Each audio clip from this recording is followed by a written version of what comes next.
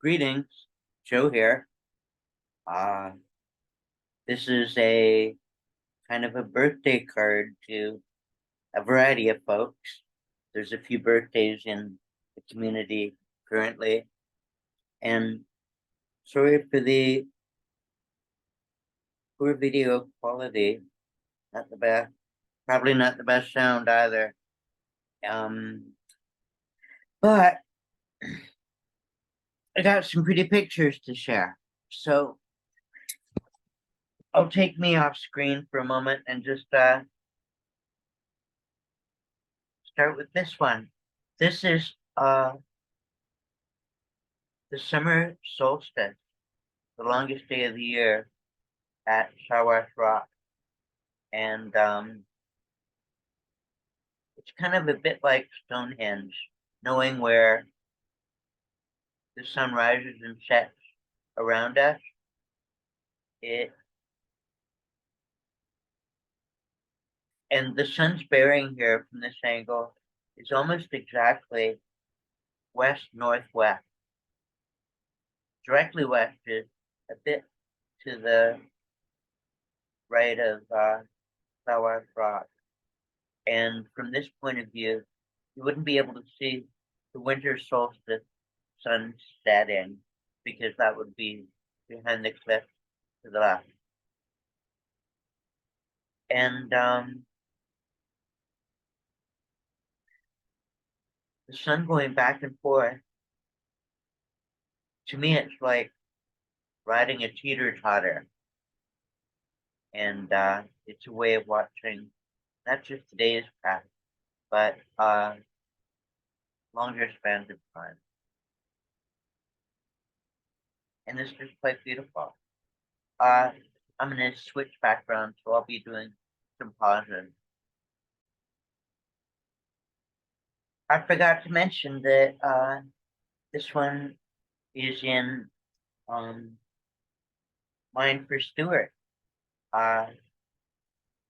because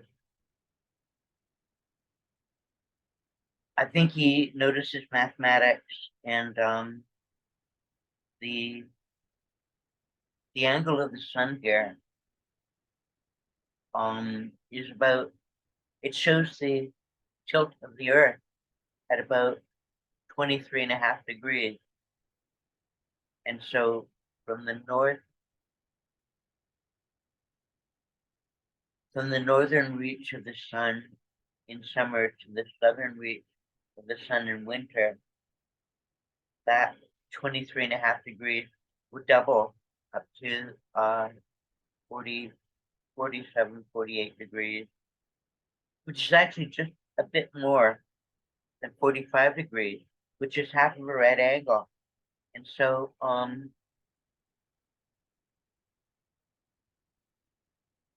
the range of the sun in both the east and the west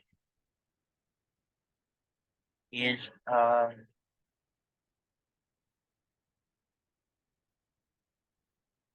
they all add up to about 90 degrees. So the sun touches about 90 degrees, a quarter of the horizon. So 3/4 of the horizon is never touched by the sun. A little bit of math, I guess, but angles and proportions.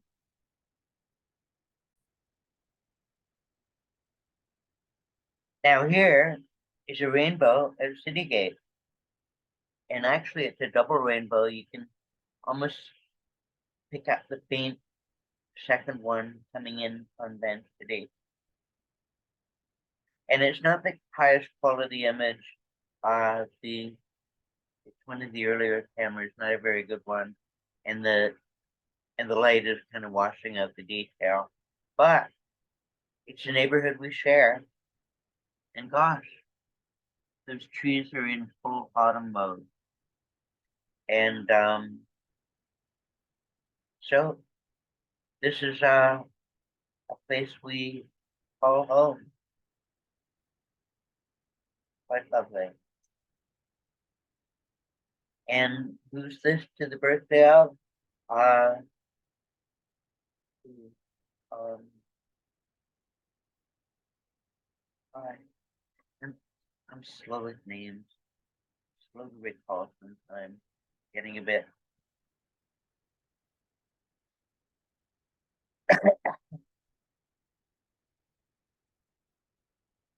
Um, but both Judy and Bonnie come to mind, and Holly's birthday is upcoming.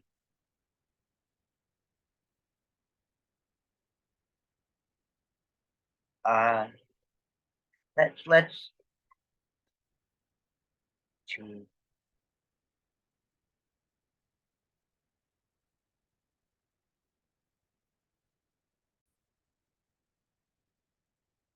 Well, now this one is actually an extraordinary event that I've only seen once in my life, and I was lucky enough to have a camera. Um, there's I look up words, and word leprechaun. It one of the definitions of leprechaun is a solitary fairy, and sometimes I can be lucky. And this is looking at a rainbow from a different angle. It's actually pouring rain here. I'm under an awning, but the camera's getting wet. And the light is just pouring in the color so intense. And you can see that this is a merged image because of that diagonal angle in the middle. That's the computer accommodating a hue variation between two merged images. And this is the yellow orange. And this is the first of three images. This experience unfolded over 5 to 10 minutes, and it slowly moved through different parts of the spectrum.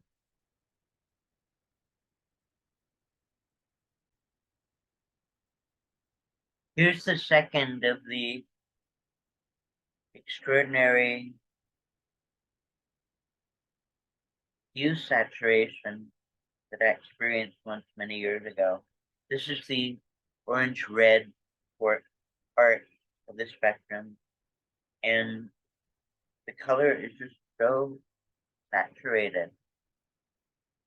I didn't make any changes to the image other than merge two frames, and here the scene between them is more noticeable. And now I'll go to the third of this incredible series. And here's the third in that unfolding of spectrum. In this one, it's a very unusual hunk of the spectrum, kind of from peach to purple, with a bunch of other hues in between.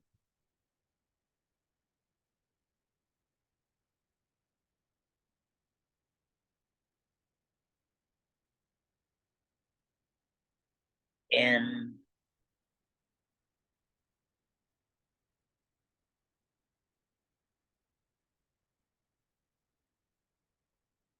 uh, I've only seen this once in my life, and sometimes we're gifted with extraordinary things to see. Uh, After this spectrum, I'm gonna open up a few other images and then wrap. Thinking to include some neighbors who uh, moved away a bit, Clara and Jana. Um, Clara's in Boston and Jana's in um, Langley, but they can both see Mount Baker, whereas for my location, that's a rare thing. And this shot was taken from Little Mountain, and that's a big mountain. Baker is about 3 kilometers high. That's about 3 times the height of the North Shore Mountain, and it's about 100 kilometers um, east southeast.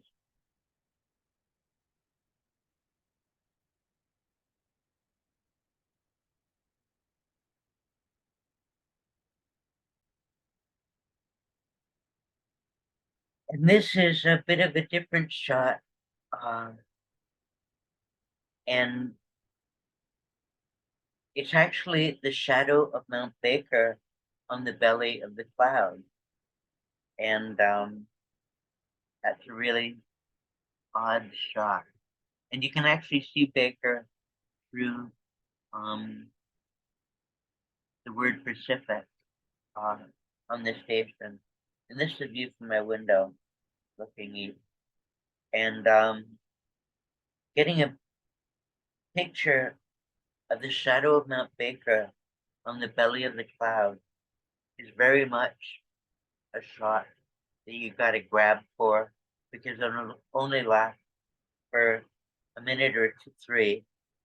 And it gives you a sense of the world turning speed, that the world is in motion.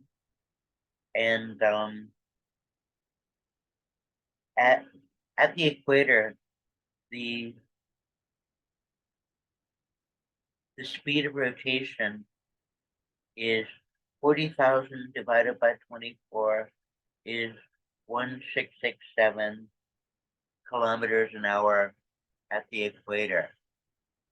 But here up by 49 and 50 degrees, it's much smaller than the equator, and our rotational velocity at this latitude is about 1125 kilometers an hour.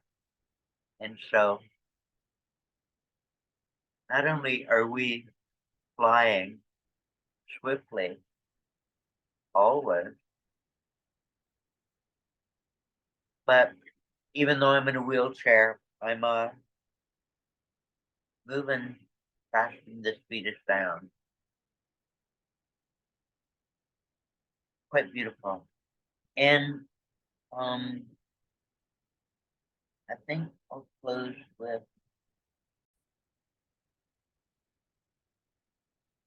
another image of Citygate, and this is more muted, not quite so splashy, but more subtle and softer, and moonrise. But that spectrum of blue to pink, and then with the darker gray underneath it. In Disney's Fantasia, uh, during Beethoven's Pastoral, there's the moment when day turns to night and the dark, and there's a goddess of the arrival of night whose flowing fabric carries that pink and darker gray up across the rest of the sky as the stars come out. And we share a beautiful neighborhood, and it warrants noticing. Anyways, this is me signing out from a birthday card by video to a variety of folks. Geez, maybe a mention of Louise and Colin too. I think I missed Colin's birthday a couple of months ago. Uh anyways, I hope you like these few images, and happy birthday and happy neighborliness.